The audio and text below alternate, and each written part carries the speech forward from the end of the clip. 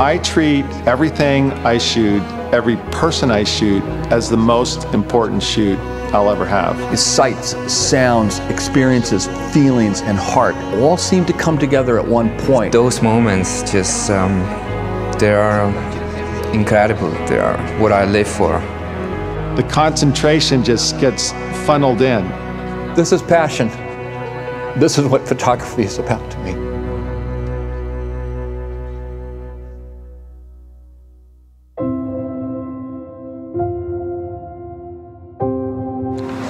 Here we go, day one, location one of the Nikon D4S adventure.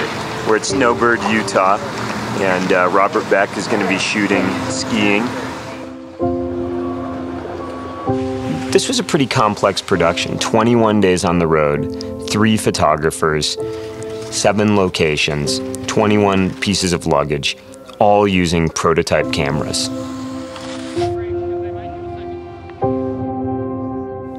Going into a project like this, working with prototypes, creates a little bit of tension. You're not sure how the piece of technology will perform. Robert, after trying to capture the first skier with an 800mm lens coming over the horizon out of nowhere, was noticeably frustrated. But then he was delighted, all of us were delighted, to realize that the camera picked up the skier faster than Robert could even pick up the skier. Wow. It's catching it way before I think it's catching it and way before I get it centered. I know what I want, but that camera did the job for me. It's a millisecond that it has to catch that person coming out of nowhere, that it doesn't know where it is, and to lock on and make it tack sharp. I've never got that picture before. I don't think it's possible, but the camera does.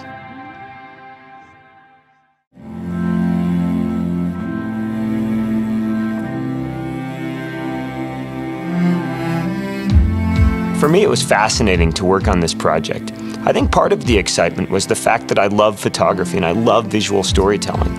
So to have the ability to really be a fly on the wall and watch these guys at work was fascinating to me. I mean, anytime you get to watch experts at their craft, you grow, you learn. And to me, watching people like Dave, Robert, and George is really quite an amazing experience. It's being around people that love what they do. That usually comes across on video, and that was really my goal with the short film. Dave would really first analyze the situation and build a lighting scenario, consciously decide what he wanted in terms of light, composition, background, foreground, and the moment, and then he would construct that scene.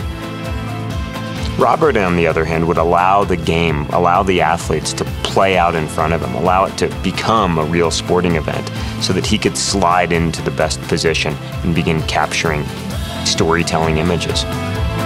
George's approach to making pictures is to really just be there and wait for Mother Nature to dish out something that's incredible.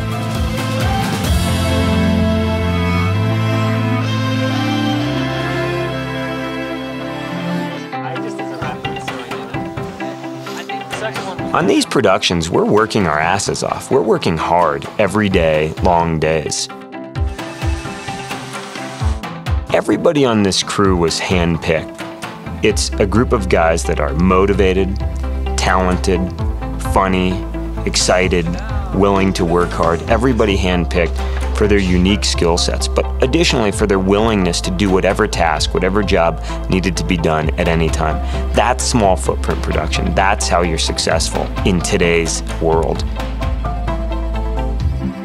This scenario just blew my mind. We were using the auto ISO functionality of the new D4S in movie mode, and what it allowed us to do is do a shot in a dark garage where the guys are working on their bikes. We follow RJ out. He pushes his bike from the dark garage into the back of his pickup truck. So we go from dark garage to bright daylight.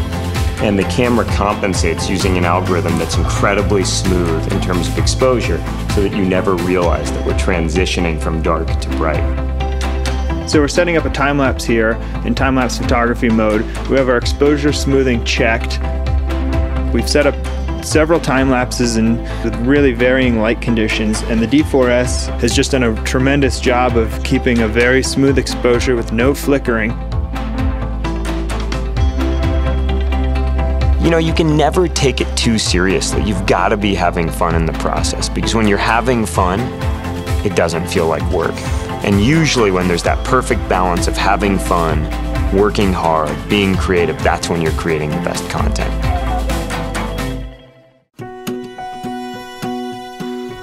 We were shooting in pretty sensitive locations. We wanted to shoot speed skating at the Olympic Ice Oval in Salt Lake City.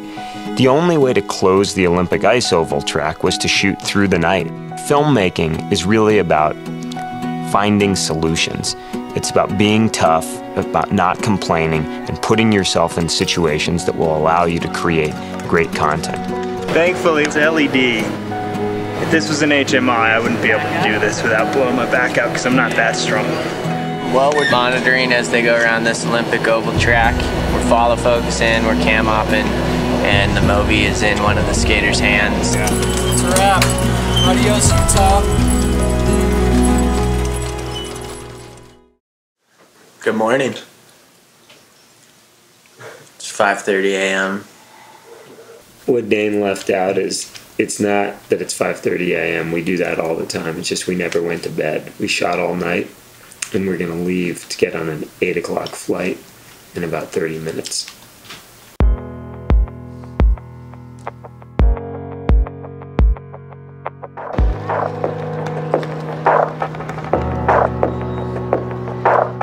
Big days of travel and unpredictable schedules. That's really what this game is all about. 12 hours in airports, no sleep, and we'll probably get to bed at midnight. And guess what? We're still going to shoot tomorrow. That's why we do it. We love this stuff.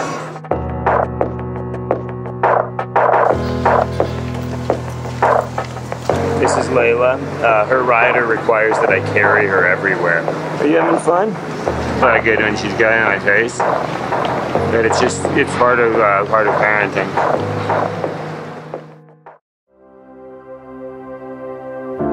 When we were at the Superbike track with Dave, it was really cool to watch Dave, a master of lighting and a master of composition, work with the D4S to really create the feeling of speed.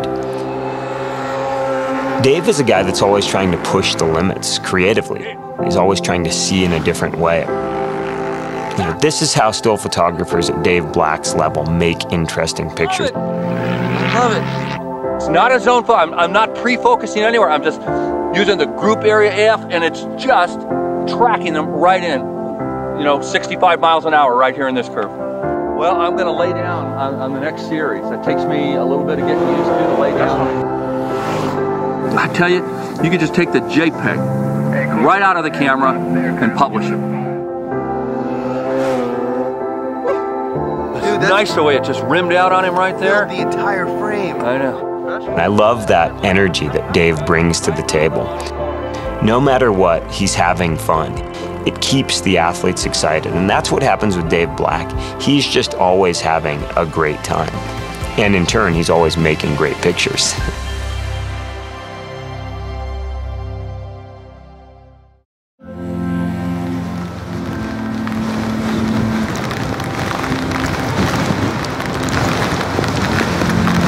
This is Ireland, apparently. Super cold, hail, rain. Makes me really build an appreciation for what George does. That's good, George. From there, go ahead and walk back at us.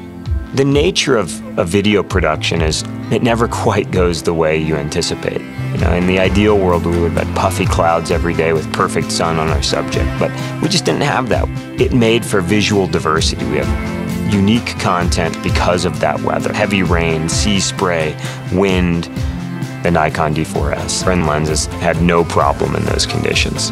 Good hours before just dry. We're struggling to keep the lenses dry because we have sea spray coming in and rain, but George is getting awesome stills because this is an epic coastline. The sun is popping out. So we're going to shoot a ton and just hope that we get little moments where it's not blowing in the wind and we don't have droplets on the glass, but it's really difficult. Truly, I have to say, I put D4S into the most extreme test. We talk about low light performance of this camera. is pretty incredible. I took a couple of handheld images on landscapes in heavy rain on a ISO 5000, and the image was absolutely stunning. The image to me looked like 400.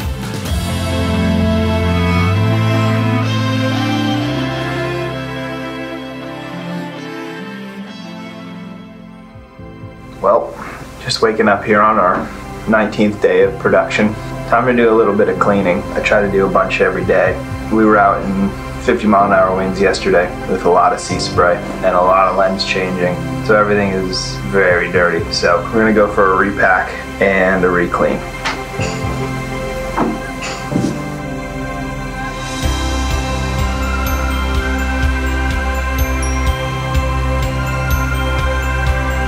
We just swapped the Movi from the jib for remote head, and we're gonna attempt to hang off this little ATV and get some tracking shots with the Movi.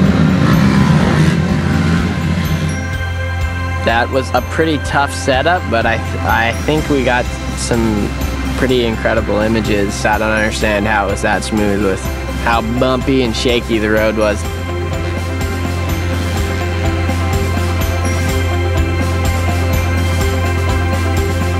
At every location, at every scenario, there seemed to be one or two shots that really worked, where just everybody knew it, this was working, we were creating cool content. We were shooting a lot of fast-paced, high-action sports, and so the ability to have 60 frames per second at full HD and know that we're going to be able to, you know, slow stuff down in post and speed ramp to it was pretty exciting for everyone. Oftentimes there was no time to go and get a longer lens, so we'd switch into 2.7 crop mode, get significantly more magnification, and yet have an incredibly sharp video file. Maybe the sharpest video file out of an D-SLR camera that I've ever worked with. It was a real honor to spend so much time around Dave, Robert, and George, and to really get a glimpse into their worlds. But it was bittersweet at the end to come off of this production, shooting with cutting-edge prototype cameras, with a great crew, amazing locations. It was really a high. We were doing something amazing for 21 days. And it's that energy, it's that excitement that really keeps us going. When the production came to an end, it was really hard to say goodbye.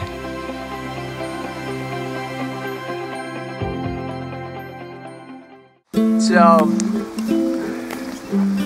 there's nothing funny about safety, and there's a little rule us cameramen live by. It's called don't fry, reapply. And if you're not gonna reapply, just do one really big application and you'll probably be fine. All right, a little cool this morning. Try and get my blood pumping. It's got a little bit of a ritual for me, you know. And I want to introduce you to Gen. Gen's in here, getting that ritual thing going. We keep going this way, keeps the camera warm too, right? Corey, you got my commander? Thanks, dude. You know, part of this type of filmmaking and photography is you've got to take your fitness seriously, and so we carry these 90 pounds of weights around just so that we can do intermittent workouts. Yeah, see, Brian's really a master. I mean, he's really our role model and leader. This is 400 mil right here. Ooh, taking it backwards, 85. Oh, that's 50. Oh, damn, 16 mil. Scoop, 600. Figured it out, got all my shots. I'm gonna do it from right here. Let me explain what we're gonna do. Dane's gonna shoot long length. I'm gonna shoot 50. Then George is gonna change into his wetsuit. Then I'm gonna go 24 prime with a lot of ND. Sean's gonna Movi. Then I think as soon as we get him walking, George walking with his housing, then I'm gonna get some details of his fins. Then Josh is gonna get in the water with George, and then Sean's gonna heli. Does that sound like a plan? I don't think she cares, actually.